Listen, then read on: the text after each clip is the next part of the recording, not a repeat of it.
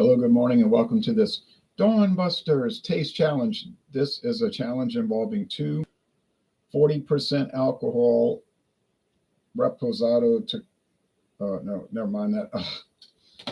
Thinking of something else. 40% alcohol mezcals. This one is rested, this one is jovan. Okay, so this is the embossed bottle with all the Aztec symbols on it. And you can look at that. It's very intricate. Got a map of Mexico. It is Monte Alban. Introduced in 1977 by Barton Distilling. Says on the back bottle,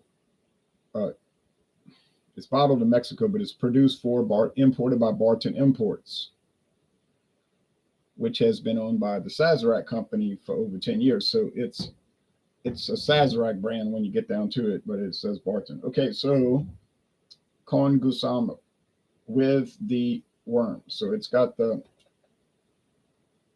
agave worm in it.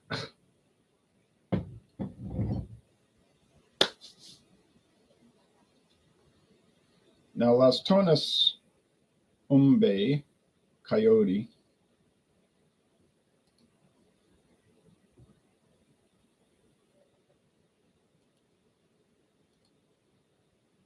They got different Las Tonas variants. This is the jovan, the young, unaged. Okay, introduced in 2014. Got to update my notes.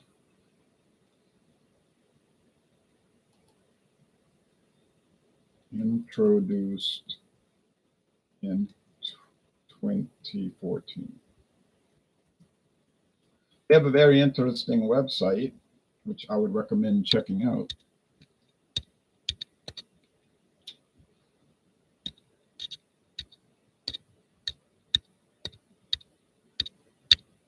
Oh.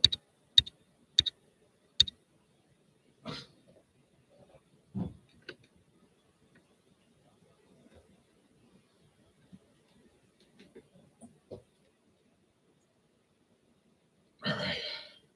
I should be able to easily tell these apart in this really an overnight taste challenge, not really Dawn Busters. We don't really get dawn until 6:30. Go walking at 6:15, and then it's like midnight, in this, I call it pretend daylight savings time. Pretend time. It's really only 5 something in the morning. Central time we're talking about. $19.99 for the Monte Alban. Prices will vary, but it hovers around $20 back when I bought it years ago, and still today. Hadn't really changed in price. If you're paying $25, you're getting ripped off, I think. So it's yellow, very pale straw yellow. Okay, you can pick that up. That kind of straw, weird yellow looking color. This has a wooden cap as opposed to aluminum, and a rubberized cork, neoprene rubber from DuPont. Las Tonas Mezcal Artesanal. So this is more of an artisanal mezcal, more handmade. Not too common. I don't think it's sold anywhere in my town, but I bought this at Total Wine. Yeah, Total Wine and More. It was like $26.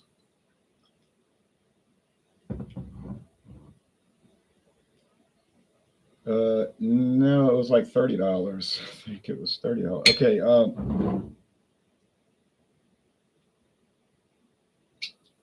Let me look up the price because I don't remember, but I remember it wasn't cheap. I think it was $30. Let's see. Total Wine and More. They used to let you do screen share on these Google Hangouts, but Google Live, I don't know what happened, why they stopped doing it. It's aggravating. Las Tonas Mezcal. Here we go. Jovan is $29.99. Yeah, I think that's what I paid for it. There's the Reposado is $34.99. The Jaguar is $39.99. Two Coyotes, Umbe, the Jovan, and the $5 more the Reposado. Then there's the Jaguar, probably a better quality. Jaguar Reposado is $40. I'm rounding off a penny. The Jovan is 35,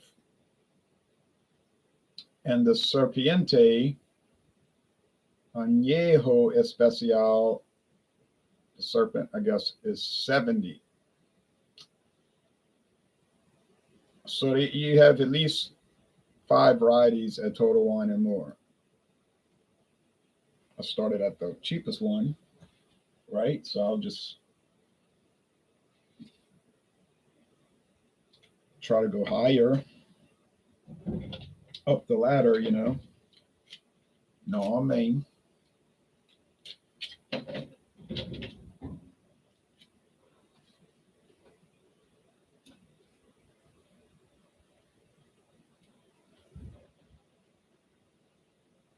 All right.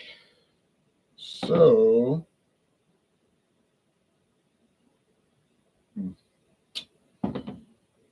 pour too much. Was that too much? No, but it's close to too much. A little bit more would be too much.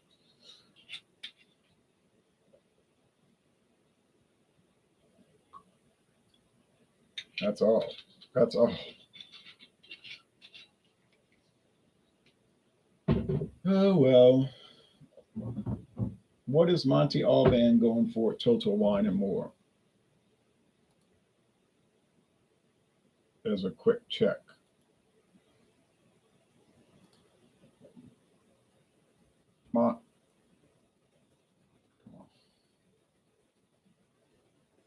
Monte Alban.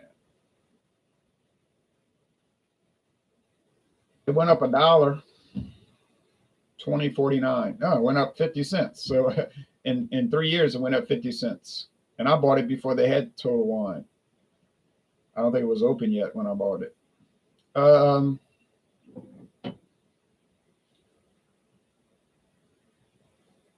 Maybe it had just opened in 2020. Yeah, it's questionable. I don't remember, but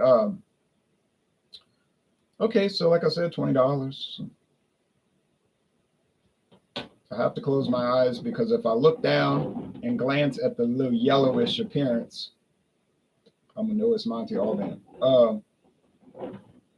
So it's getting that yellowish color, I guess, from being aged in the wood barrel, oak barrel, probably for 3 or 4 months, maybe.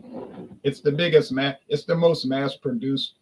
I think it's the most common mezcal you see around, the big mass produced one. They used to have ads in the paper, newspaper and magazines back in the 70s and 80s when Barton could afford to put ads. Sazerac, they don't advertise anything, you know, but except for billboards. The only thing Sazerac puts is billboards, and it's almost always for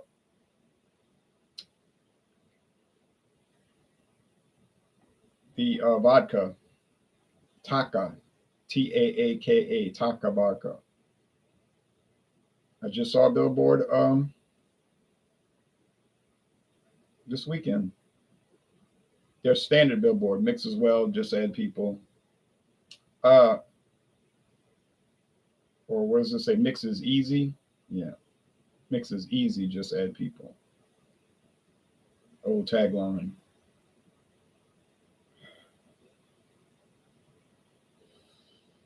And it smells like your typical tequila or mezcal, you know, the bell pepper thing, just typical.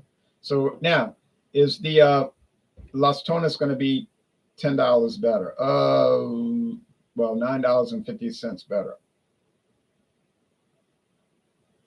Probably. Well, maybe. Probably.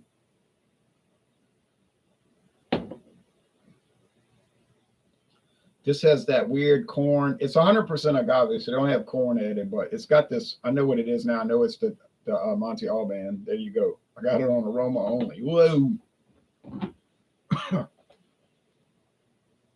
It smells like some old.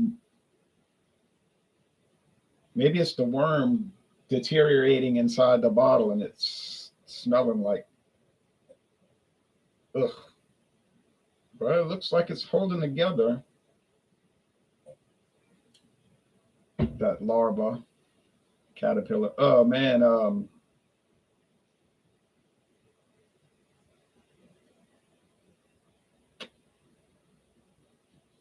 how do I describe this smell?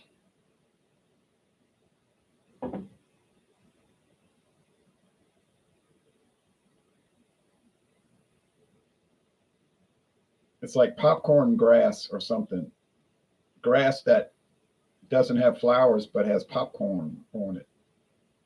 Something. I don't know what this is, but ooh, woo. All right. Yeah, yeah, yeah. Clean. Agave.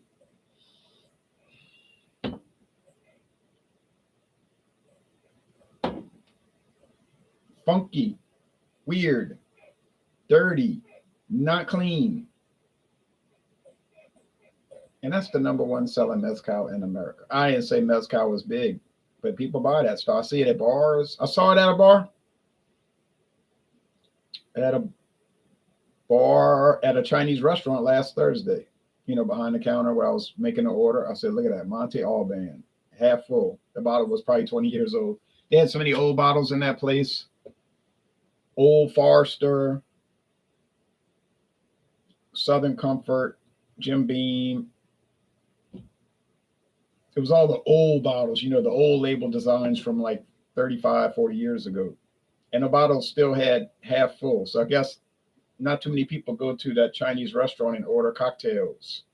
I mean, you know, you'll have a handful, but then again, they might, and it's just that they got a whole bunch of old bottles in their backstock, and they don't want to buy Jim Beam, but maybe once every 35 years they'll go buy five bottles. I don't know the story, but I think it's something like that.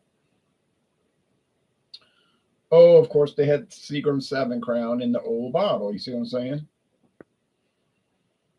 Well, wish me the best. Got to get through this.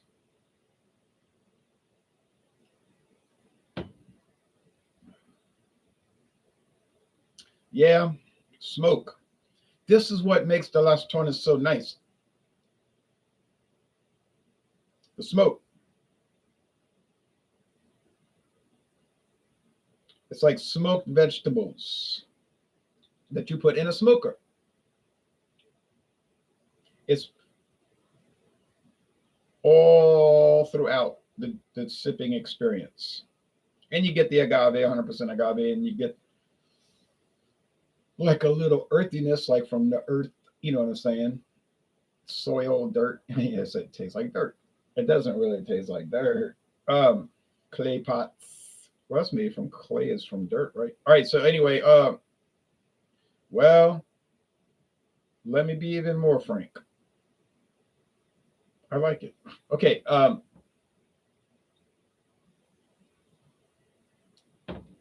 I'd recommend it if you want to pay the $29.99. And that's a total wine and more. You're probably not going to find it any cheaper anywhere else. But you might. You probably won't, but you might.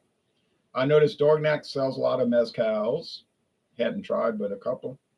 Everybody sells. Anybody that sells mezcal going to have the Monte Alban, except for Mathern's, which only has the bunny rabbit one. I call it the bunny rabbit because it got a rabbit on it. All right, and it's like 400 rabbits. I don't know what it's got to do with it. I haven't researched it yet. Well, what am I saying? Total Wine. Trader Joe's sells mezcal, their own brand, and they don't sell Monte Alban. They got Trader Joe's mezcal, which actually is pretty good. Okay.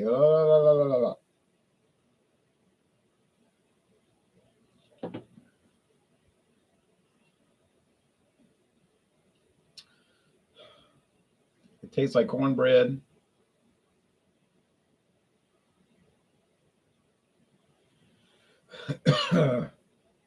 Well, when I first tried it, it tastes like plastic. Now, and I was in the backyard, and now it's starting to breathe a little bit, and it doesn't taste like plastic anymore. It just tastes like strong. I know what agave is supposed to taste like, and I got tequilas in the other room. What, 4 or 5 different brands now? I'm talking about open ones. I got all these other mezcals, the Lajita, the Las Tonas here, the Trader Joe's mezcal. I got the Sombra, jovan. I got the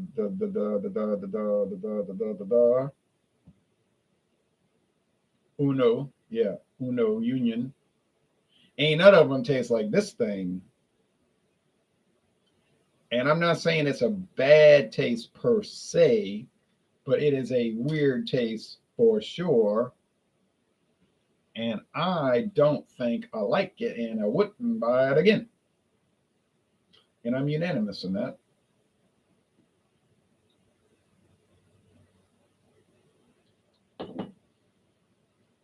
Whew. I don't think it'll make you sick. Well, it might make you sick to your stomach just by tasting it. But yeah. I don't know, but I've been told in the heat of the day a man died of cold, and whew,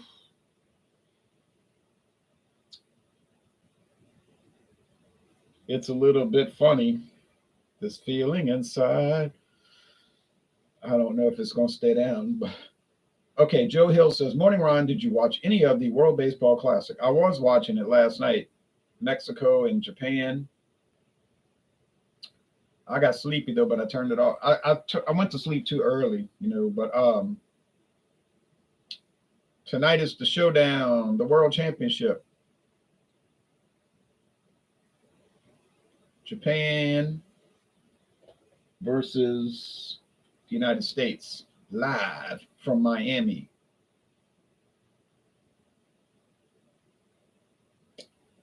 Marlins Stadium, I would assume, which I've been to many games. Well, I say many, maybe like 5, you know. But since I live in Louisiana and that's way down there, and I drove there every time, that's a lot of games. See? All right. Just like I went to the San Francisco Giants Stadium many times. I say many times, 3 in a row. Tuesday, Wednesday, Thursday, 2006, June 27th, 28th, and 29th. June 27th, June 28th, June 29th. And if it was cold, you say, was it cold? If it was cold in June, you know, in Louisiana, it'd be sweating trying to find some kind of relief from a fan at the park when they used to have minor league baseball here. But over there, I had my windbreaker. I don't know. I'm not saying I was freezing to death or so frigid, but it was cold. It was not comfortable. It wasn't comfortable. Then when I went to Oakland on the 30th, June 30th, to see the Oakland Athletics, I said, well, it's June 30th. It shouldn't be chilly over here. I got in that stadium. It was so cold. I said, I'm suffering now. But when I went to the day game the next day, well, it was warm, you know, the sun, even in San Francisco, it got to 80 during the day, but boy, at night, not my kind of weather. Would be nice if we in the United States had our best pitchers there as well. A lot of them declined in case of injuries. Tough break for the Mets and Diaz. Yeah, right? He's not going to play now. Okay. Well, the World Baseball Classic is kind of like the Olympics. Like the best players, sometimes they don't want to play because they don't want to get hurt. And they consider it like even the Olympics, they look at it as like an exhibition game. You know, you say, no, it's the Olympics. Well, I'm telling you, that's how they see it. I see it as a political shakedown operation.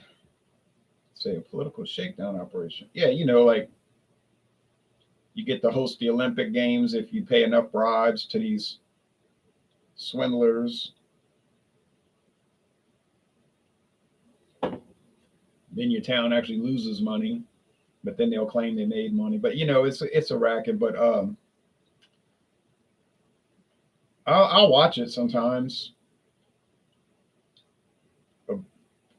I could tolerate it. a little bit, not too much. And then they got break dancing as a sport. That's not a sport. Sorry. Uh, like ball and ribbon from 1984, not a sport. Sorry. Gymnastics, not a sport. It's an exhibition of athletic skill. You say, well, she did the prettiest job, so she wins. It's an evaluation. It's an exhibition. It's nice. I don't like it. It's boring to me, but I don't dislike it. I'm not against it. I'm not opposed to gymnastics as an exhibition of athletic skill. But it's not a sport. You don't win it. You get judged the prettiest. Like ice skating, not a sport. It's a ballet on ice, basically Disney on ice. But anyway, I'm not against it. My mother used to like ice skating. All right, I rather speed skating. Well, that is a sport because you have an objective winner. He went the fastest, so he won. Get it? You don't have to look pretty to win ice speed skating. You don't have to look pretty. You can be awkward and you win because why? You went the fastest.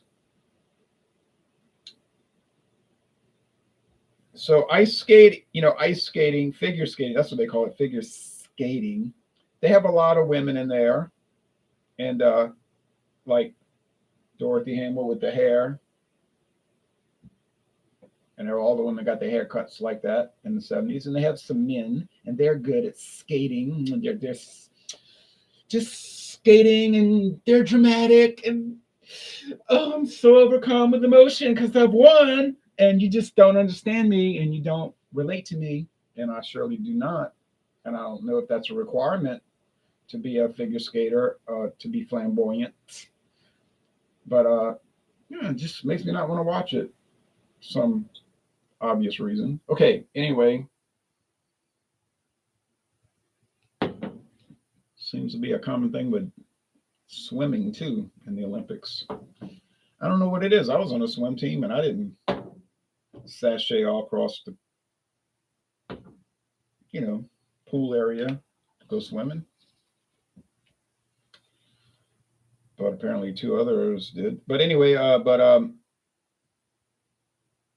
we had a good coach, and she was. No, that's not right. No, she was.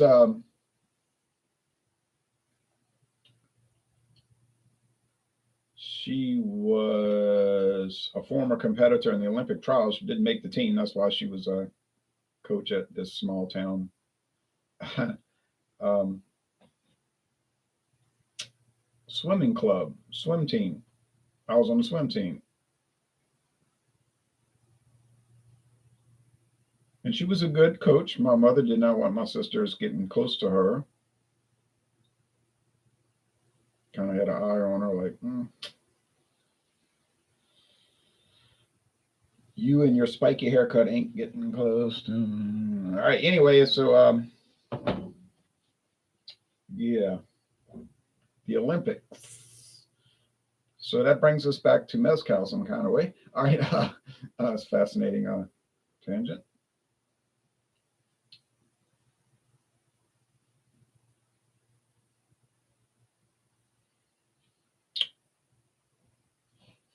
I won't go into the New Orleans art scene. All right. Uh,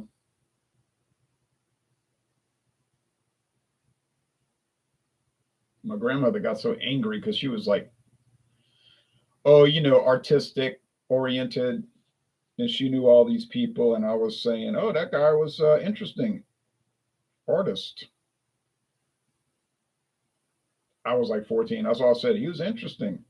My grandmother said something like some rant, like, oh, I know many people like that. I said, okay.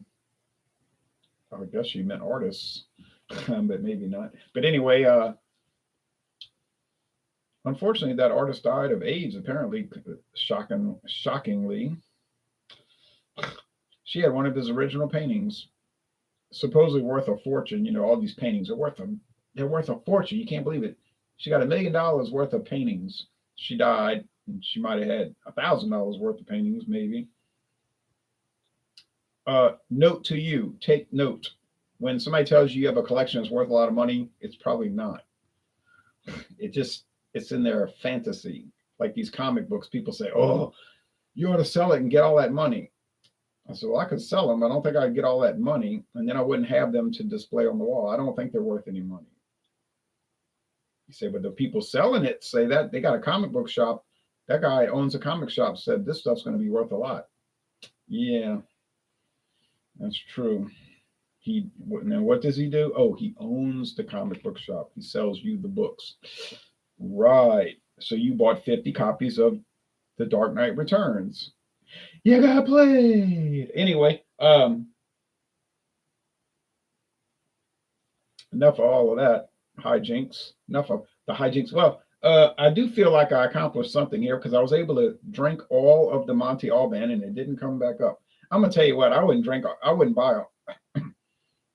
You know, you ever buy something like a beer, wine, or liquor, especially like beer, but it applies to this too. That every sip you take is worse than the previous. It's like you start out and you say, "Well, I don't know, man. This mezcal or beer, it's okay. I mean, it's good. Like, I guess it's good." You know, you argue. You're trying to be fair. I'll give it a B minus. I'll give it a 80. Okay, trying to be fair, trying to be accurate in your scoring. But then the next time you taste it off air, like people always tell me this. Well, you know, when you somebody told me this week, maybe it was yesterday. Well, when you did the video, you gave it a C. I said, yeah, and it went down. It drops every sip. So like that's what happens with this. Like it was a B minus. Then I tried it again. Oh yeah, it's still holding its own as a B minus, and then it starts to deteriorate in some form or fashion. It is a vegetable product. So then it's like, yeah, I guess that's a C plus C. Now we're at the C minus range. Now with this Monte Alban, I don't know. It might be falling into D at this point. D, meaning poor, not good. It's bad. You say, how does that taste? I would say it tastes bad. Okay, you can drink it. I don't know why you would do that, but you could theoretically drink it, or even in a practical sense, drink it. So, yeah, this Monte Alban, I hate to see how I'm going to think about it when I get down to the bottom quarter of the bottle, because we went from B minus, I think it was B minus I gave it now, and it's dropping. It's dropping. It's not looking good. It's not looking good. And I don't care because I don't make it. I don't own the company, although I live 31 miles from their headquarters. But are they going to come? Are they going to try to kill me, man? Los Tonas. Oh, I can't say anything negative about this product. This is not going to drop. No way. Impossible. Well, I guess anything's possible. I mean, the Academy Awards could be good again.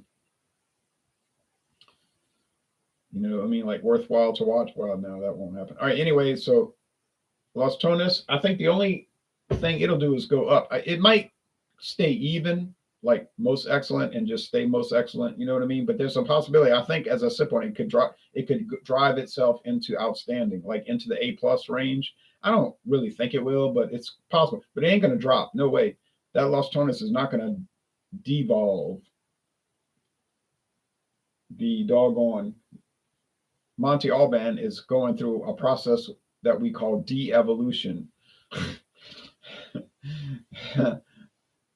Top of the morning to you, Ron, says Beer Hounds, Beer Reviews. Hello, Bill. Top of the morning to you. And I'm about to get out of here. I got to go walking in this cold. I don't know. I'm trying to put it off, though. That's why I'm stalling, you know, because it's in the 30s, and I don't like it. If I like cold weather, I'd move to Wisconsin. Or I'd move to the Upper Peninsula of Michigan. I don't like cold weather. Louisiana's too cold for me, so therefore I don't like it, and I don't want to be around it. I like people tell me it's so hot today, and I say to them, I know, I'm so happy. Maybe there are actual various physical layers of quality within a given bottle. I know I'm starting to believe that theory. that the bottle itself contains layers of quality, but you don't know what they are until you drink it down. Because I tell you, if you think they don't change, you're wrong. They do change, and it's usually either up or down. It's usually, yeah. Well, if it didn't change, it wouldn't be a change. But you know what I mean. It usually doesn't stay neutral. So thankfully, most of the whiskeys I have, or rums, or bourbons, or brandies, or bourbon whiskeys, or Canadian, or Irish, or tequila, or so forth, they don't usually go down, they go up. That's the general trend, is that they'll increase in quality, but you get some anomalies that'll just boggle your mind, like, how do people buy this, But it's been raining normally a lot here in Southern California. I hate it, laughing out loud. But I think y'all needed rain though, right? But now you didn't need this like judgmental rain. You know what I mean? I've been to the Upper Peninsula in Michigan myself, and yes, it can get cold. I went there. In 1998. I drove along United States Highway 2, and then they had these signs kept saying Old Highway 2, and they kept crisscrossing pretty much the whole way along. And I was like, I'd like to drive on the old Highway 2. What is that like? Because the new Highway 2 was only 2 lanes. It was pretty, I guess it was straighter. Yeah, they straightened it. Something. But I thought, it'd be fascinating. And then I came down started going south on United States Highway 45. Yeah, 45. So I went south, bought some blackberry wine, local blackberry wine, locally made blackberry wine at train station, a gas station. And it was really good. And it was only like $6.99, $8.99. Then I went to the headquarters of the John Birch Society. At the time, they moved it, but I met with some of their writers. One of them died. It was a sad story. I didn't know the guy was ill. I met him in New Orleans once. Really friendly guy.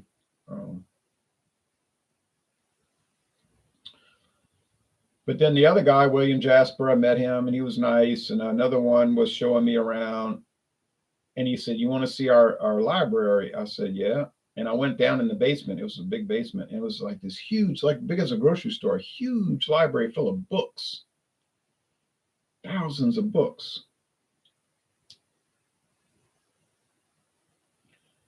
And I said, "Do y'all have Menzel's History of Germany?" And they said, "No." They didn't know what I was talking about. I said, "Well, I got copies of that, like pertinent passages in it." I said, "I could mail them to you or something like that." Oh yeah, they couldn't. They were excited, So I mailed them the copies of that. I don't know if they ever found the original book. And then one of the guys was writing an article. He was like, "I just finished this article about." I know what it was about. It was an article going to be published in 1999. No, 98. It was saying that the whole like mythology about. Remember, they were saying that everything was going to crash in 1999, that none of the computers would work. That was some conspiracy theory back then. They were saying, put all your money in gold because the whole internet system is going to crash in 1999, December 31st, because it's not calibrated to convert to year 2000. And the guy, I can't remember his name. I could find out. He wrote an article saying it's a bunch of garbage, It's a long manuscript, and he ran copies and gave me he gave it to me. And he said, it's all garbage. It's so stupid. He said, people are being hosed by this. He said, computers are just machines. All I got to do is reset it. Just reset the machine. It rebooted or reset it to year 2000. He said, and it was a long article about how it was such a hoax. And he said, believe me, nothing's going to happen, and of course nothing did. And he said, it was just being promoted by people that sell gold or survival kits, be a survivalist. You got to have your food and stuff ready. I've been hearing that since the 70s, and he was saying, yeah, it's a hoax. And it was a very good article. And then it came out in a magazine, and I said, oh, look, it came out. All right. So let's see. So yeah, Upper Peninsula, Michigan, and through Wisconsin. It was a very good trip. When I had that Mustang, that 1993 Ford Mustang LX. notchback. You know, the trunk model is 5-speed manual transmission. Got 32 miles to the gallon. Any road trip, always 32 miles to the gallon. 2 spark plugs per cylinder, so it had a lot more power than your typical dreary 4-cylinder. I'm not saying it was powerful, it wasn't, but I say relative in a relative sense. Okay, so that was really nice. Last year they made that. Anyway, do you hello, Ron says Maxwell, hello to you in the Russian Federation. Do you think it's HARP causing all this rain? I don't know what that is. Never took you as a John Birch kind of guy, says Dark Lotus. Yeah, I'm not a member of that group.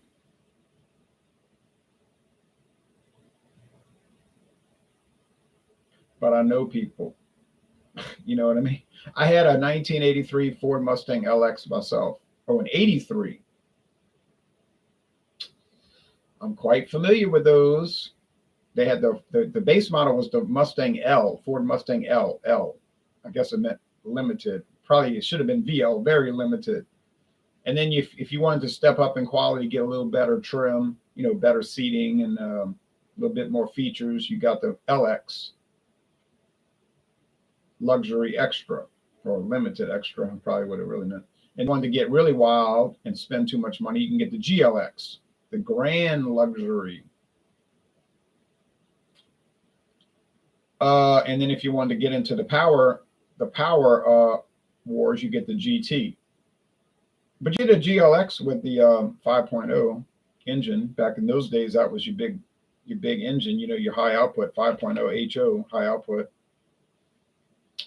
But I think GLX was mainly the convertible, but it was a trim model for the whole thing.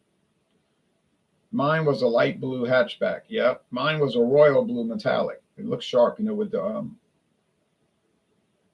think it was 12 holes, brushed aluminum. You know, the rims.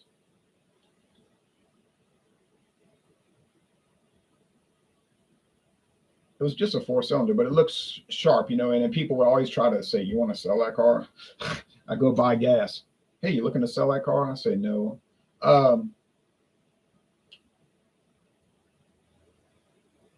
Light blue hatchback, 83 model. That some lady hit me when I was on my way, to a night college class. Oh yeah, I mean, that's too bad.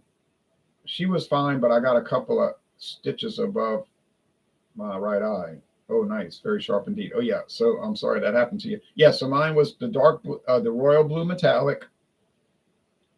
And the trim was painted because they started painting the trim. It used to just be black rubber with the inserts. But this was, and then they had the old crappy plastic lamp covers, which always turn yellow.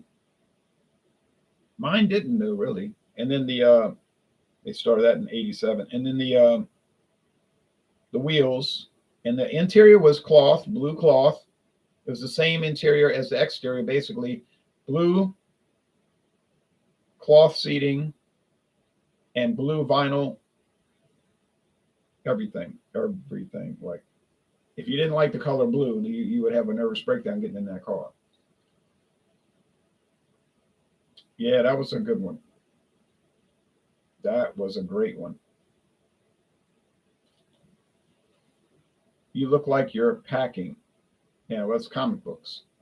Okay, my basic 83 model was probably the neatest little car I ever had. Yeah, it was an LX, so it wasn't basic. It was above basic. Mine must have been a light royal blue. I can't remember the name of it today. It was probably sky blue. I know what color you're talking about. I can envision it. And usually had dark blue trim, little trim that's like plastic adhesive around it. Yeah, that was a sharp looking color. My father always said, if you want to get fast, get a Ford. If you want to go fast, get a Ford. Well, or a Dodge or a Chevy, you know, or even a Chrysler back then. Thought maybe you were moving. No, I'm not moving.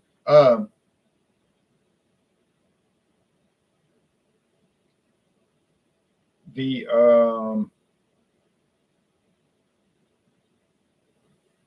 83 year was interesting. They had the 4-cylinder, which was very popular because of gas mileage, and they had the 6-cylinder straight six too, by the way, which the 250 wasn't really too popular. 250 250 liter. It got phased out in '87. Last year they had the six-cylinder Mustang was '86. Then they experimented with the turbo Mustang GT Turbo four-cylinder, but it was too expensive and yeah, that it had some power, but it was just like no, no, no, no, no. People say no, no, no, and then you had the high output 5.0 in '83 when it was really ramping up the war with Camaro and Firebird, if you remember, and Dodge Daytona was trying to compete, didn't really do it, but um